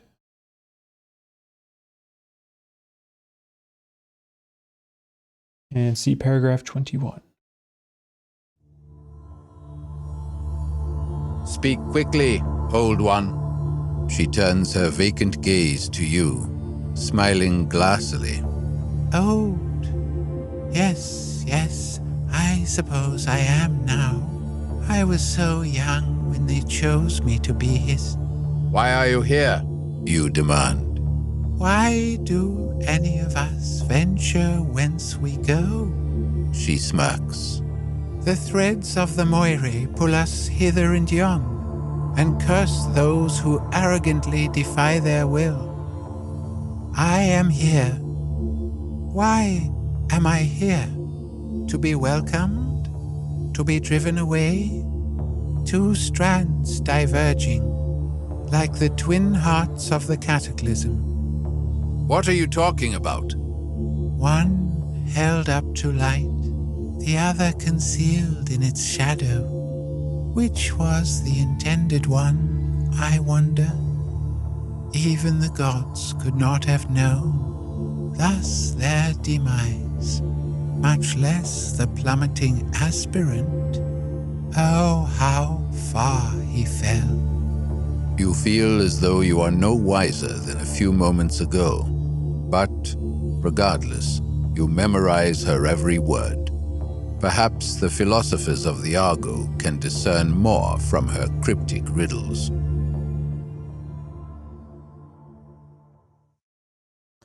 Oh, narrator, you really overestimate my ability to remember things. But I feel like there's a lot in what she's saying. Let's see, what was it? Two strands diverging like the twin hearts of the cataclysm. What does that mean? I actually don't know. I don't know if I should know, but I actually don't know what that means. Okay. Gain an Argo knowledge. I almost said Argo fate. I'm used to gaining Argo fate, not Argo knowledge. Woohoo! Argo knowledge 41. Oh, I need to share that screen. Nice. So we will put that here. IO 41. Then Twilight Watch Diplomacy -1. Was that going to make us not friendly with them anymore? Oh no, okay, we're still friendly. Nice.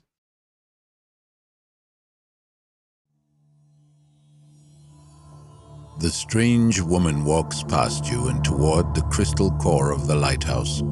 You fear for just a moment that perhaps she will sabotage it, but she merely places a pale palm against its surface. A smile worms its way across her lips before she looks up, pointing to the glass roof overhead. Look, She proclaims, the heart of the paradox, the site of its eternal rebirth. You follow her pointing finger and freeze. Above you, through the darkened glass of the lantern housing, you can see the sky consumed in a dizzying pattern of intersecting lines. Like fractures spreading across a pane of glass, hundreds of lines crisscross throughout the heavens, all converging on a single, brilliant white spot. A glowing core of blinding light. Then, a flash. Something is coming from that very point. A speck of light that burns painfully bright. It arcs through the skies, tracing another strand in the web of what you can now see are trails, glowing remnants of flame, smoke, and other particles that glisten in the dark. The projectile, whatever it is, races through the skies, rushing down toward the ground some distance away. There is a screaming rumble as, with devastating finality, it crashes down. And so the cycle persists. The Pythoness smiles, turning away from the light. A gift from the heavens to keep us humble in the face of the divine. She drifts away once more, descending the stairway. You follow closely, pursuing her out of the lighthouse and out into the shifting snow and ice. You shiver, trying to shut out as much of the cold as you can. Still, you follow, feeling she knows something.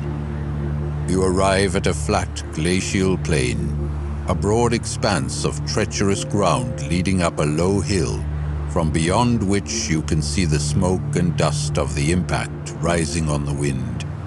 You pause, eyeing the landscape before you warily. Patches of air are shifting oddly, as if shards of perfectly polished glass danced above the ice. The view flickers beneath these oddities, at times turning lush and green, at other times being overrun by thick frost, the color of midnight. A temporal anomaly, you realize. The present is merging with both past and future, creating a chaos of different eras. There is a path that remains largely in the present, a mostly safe stretch of ice and snow. How far it will extend, you cannot say. There is also a more direct route, although it seems to pass through the dark ice fields of the future, a much more treacherous terrain. The Pythoness continues down the hill and, without hesitation, steps into a flickering visage of the past, moving as if in a dream. Before you can say anything, she is gone.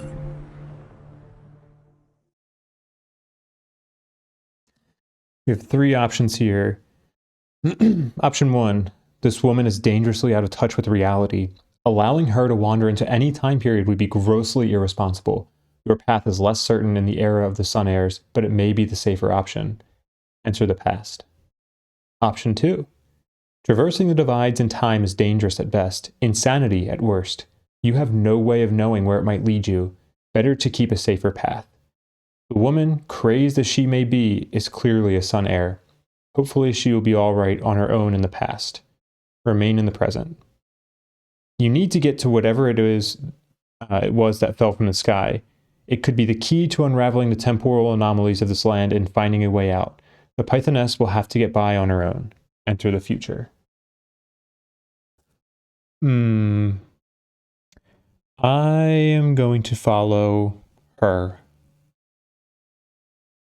Maybe a bad idea, because I am not on good terms with the Sun Heirs, but they don't know me in the past, so it's fine.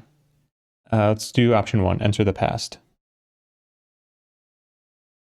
You go through the shimmering veil that dances across the ice field.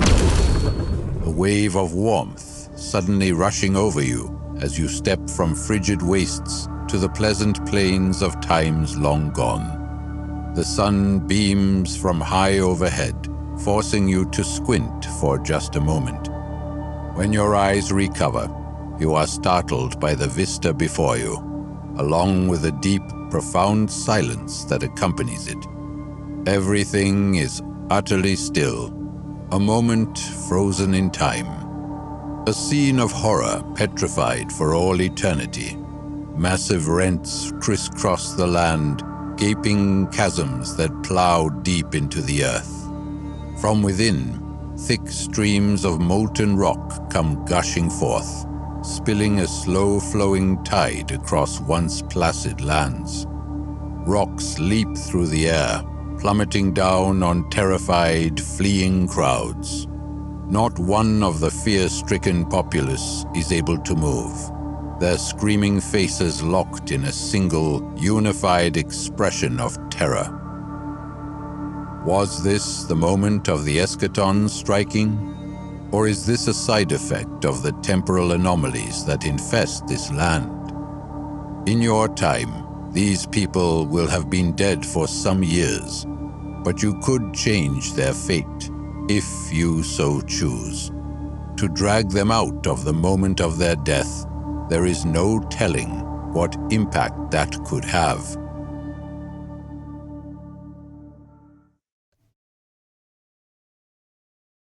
Okay, 2 options. Option 1, you won't leave these people to such a gruesome end, no matter the risks involved. If you drag them out, they may awaken from this paralysis, although you are certain to draw unwanted attention by making such changes. Rescue the Sun Heirs. Sun Heirs diplomacy +1.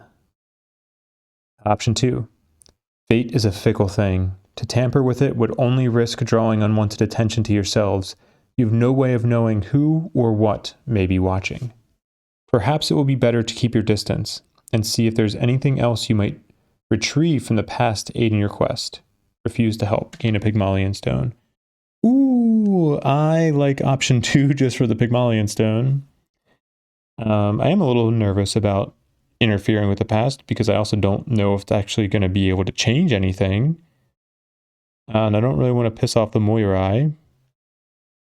But I'm sure there's going to be some negative consequence for going with option 2, because usually in this game, when you choose not to help people, you get punished for it. But I do really like Pygmalion stones, mainly for saving my Shadow Dancer. Yeah, let's go with option 2. I care less about the diplomacy with the Sun Heirs. This is more of a metagaming decision, I think, than an actual decision.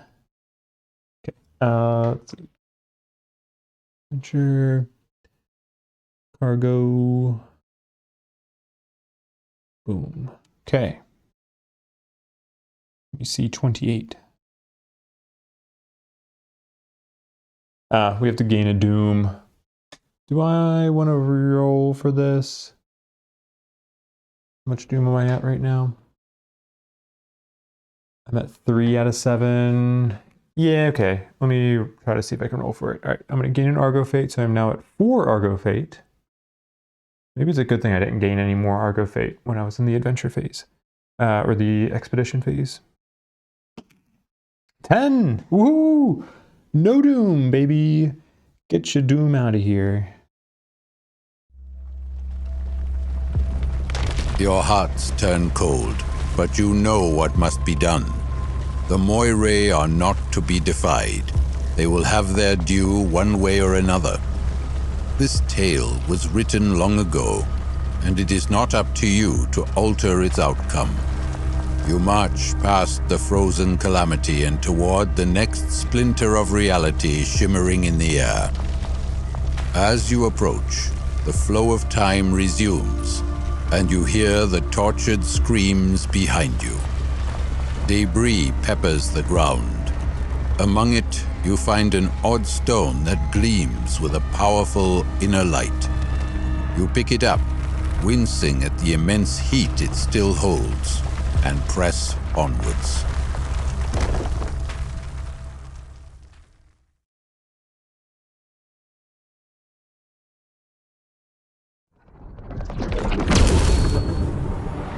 You emerge from the shattered plains, finally returning to the bitter chill of the present. As you step out onto the snow, you feel a strange cracking underfoot. You glance down to see, just visible beneath the initial layers of snow, dozens upon dozens of twisting, circular shells, spirals of hardened chitin that gleam in the dim light. Ooh, gain 6 Siren Shell resources. All right, I'm not going to keep switching back and forth for this. I'm just going from 24 Siren Shell to 30. You turn your attention to the crater ahead of you, to where the smoke and flame of the impact are still visible, now much closer.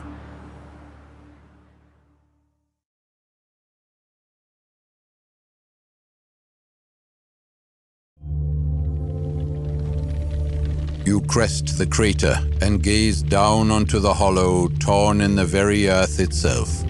Patches of furious flame still burn brightly. Glowing metal, splintered into hundreds of white-hot flinders, peppers the land around the heart of the impact, where a familiar figure lies, creased in pain. Icarus, alive somehow. He looks up at your approach, the eyes behind his mask glinting with recognition. He raises a hand, imploring you for aid. You rush to him, heedless of the immense heat of the wreckage, and pull him to safety. "The consequences of my failings," he sighs, shoulders sagging in a truly morose gesture. "Reliving the moment the Moirae chose to inflict my fate upon me. The moment all of this madness began." "What were you trying to do?" You glance around at the wreckage. Strange fragments of machina protrude from the snow around you. Devices beyond anything you have ever seen. "What any son would have done, trying to make my father proud." The towering figure sighs deeply. "He wanted to see if one could breach the dominion of the sun, could walk the domain that belonged to Helios himself. The Hyperboreans of old, with their oracle navigators, charted courses to take them to the skies, even to the sun itself, but always fell just short. I thought perhaps we could do what they could not." He looks at the wreckage strewn all around. "Our beautiful, graceful aspirant, the vessel that would pierce the heavens. We did not account for the perils of the voyage. The fury of the sun's domain. Our ship ruptured, my crew were lost, and I fell." His massive fist slams down on the ground, his entire body radiating furious frustration. "So close, just a little farther.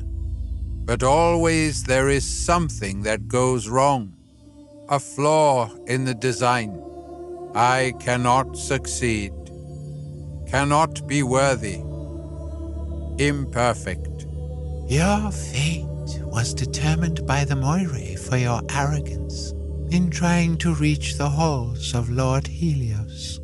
You turn at the words to see the stranger from before, the Pythoness, standing atop the crest of the crater, looking over you with impassive eyes. You tried to ascend to godhood, child. We mortals are but wretched worms in the earth. They graced with their divine feet. Even in death do they punish you for such a slight. She continues. And all Delphi with you, you arrogant brat. You will face the cleansing flame of the sun over and over again, like Prometheus squirms at the eagle's peck. The dead gods have no right to claim dominion over our fates, Oracle. Icarus hisses. I control my destiny. Do you, son of Daedalus? The woman taunts. Or are you tossed by the whims of the one who sired you? It seems to me that you simply exchanged one deity for another. Icarus is silent for a moment, seething behind his mask. The woman shrugs, then turns to the flames of the wreckage once more. It is only now that you notice the writhing, seething shapes forming over the heart of the crashed vessel, the black sun of the time front being born. The heart of the paradox that consumes our land, like the typhon that ate our children. She chuckles, a low sound that grows into a throaty cackle. Dead sun's splendor, our god's punishment. She takes a step forward, and another, toward the crash site. You realize what she intends.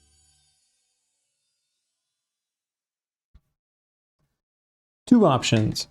Option 1. This woman is unhinged, dangerously so. You could save her, although it would present great risk to yourselves, and you are loath to leave Icarus for even a moment. Save the mad sun heir. Option 2. This fanatic is dangerous, and already reaching out to the anomaly to save her, you would have to risk your own lives. You need to hold back and focus on protecting Icarus. Do not stop the mad sun heir from entering the anomaly. I don't want to gain 2 fate, but yeah, fuck her. I'm not helping her. She's, no. I think I've gotten all I need from her. Let's go with option 2 here. Gain 2 Argo fate. Ooh, I think I have a technology that allows me to, spend crew to lose Argo fate? I might be doing that soon, because we were at 6 Argo fate. Okay, and then C38, okay.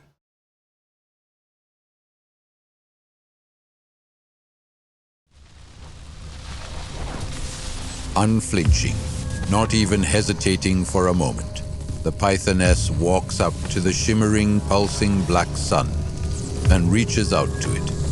In that very instant, her entire body distorts, shifts, stretches. Her eyes open wide as her mouth stretches into a long, silent scream. You see suggestions of flame, of feathers, and of shifting, hungering shadows before the figure vanishes with a flash, leaving nothing behind but the black sun itself. Icarus sags into the snow, sighing wearily. She is right, he whispers. I am doomed to fail. Doomed still more, for I have to try and am helpless to change anything. And then it dawns on you, like first light of morning. But we aren't. In Delphi, we are trespassers. Icarus looks at you, and for the very first time you see hope in his eyes. If the curse of time is born of this moment, I need simply to move past it, reach the sun, become worthy of my father. His voice breaks. Tears roll down his cheeks. Help me. Please, help make the aspirant soar. He reaches out to grasp the party leader's shoulder, but his entire body flickers in and out of existence. A stuttering image that is there for one moment, gone the next, then back again. You must, Argonauts. He pleads. If my fate can be changed, we can change the fate of the world.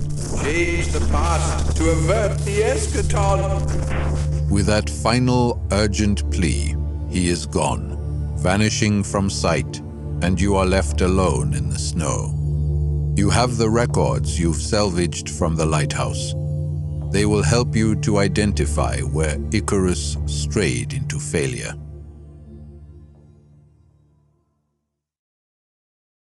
Mark L4, then C39. Okay. Let's go Mark L4, choice matrix. L4. Let's see, we saved Icarus instead of the Pythoness. Sun Air Priestess. Okay. And then we will see paragraph 39. As you stand there, regarding the empty space where Icarus once lay, a terrible roar reaches your ears. You lift your gaze toward the heart of the wreckage, where the black sun now pulses with frantic, powerful light. To even look at it is to invite madness and soul rot. Suddenly, the black sun extends a myriad of twitching tendrils, as if it was a seed and now it was rooting itself in the world.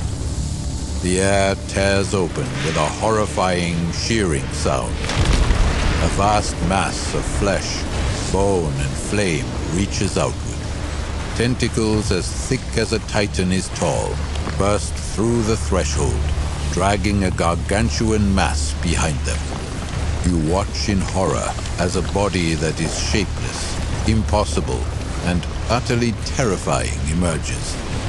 Vast wings of shimmering golden feathers mingle with enormous skulls of odd, warped creatures. And there, atop the mountain of flame-wreathed flesh and bone, the torso of some pitiful being is lodged, only visible from the chest upward. His arms spread wide as the head, flesh pulled taut across the bone, almost to the point of tearing. It leans back and lets loose a terrible bellow. No, a scream, equal parts torment and rage.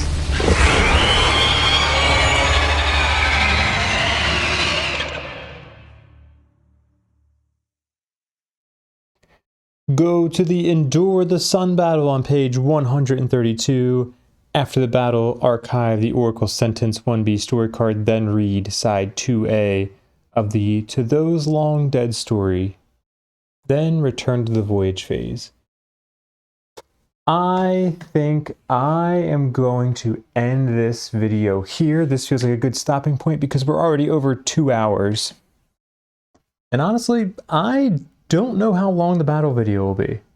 So I don't know if I'm going to do the next video as like we start off with the battle and then it continues through the story, or if it'll just be a battle video, because I think this battle could be super quick, or I don't know, maybe we'll try to get some good wounds off on him. Probably the former. The battle's probably going to be super quick. But we will see. I don't know. I'll probably do that as like a game time decision. Maybe I'll just do the battle, and then if it's under, like an hour, then I'll just continue into story. But anyway, I am going to stop this video here. I am excited to face I almost blanked on his name. I did blank on his name. The Sun Descendant. I am excited to face the Sun Descendant because he is, I've said this about multiple primordials. He's pretty brutal. It's especially the first time you face him. I think it's gonna not go so hot. But who knows? Maybe we'll have some good luck in that fight. But we'll find that one out in the next video. So thank you for watching. I appreciate your time. And I'll see you in a couple days, however long it takes for this video to release. I don't know if this is going to release on a Friday and then the next video will be a Monday, or if it's... Anyway, I'll see you in the next video. Take care. I love you.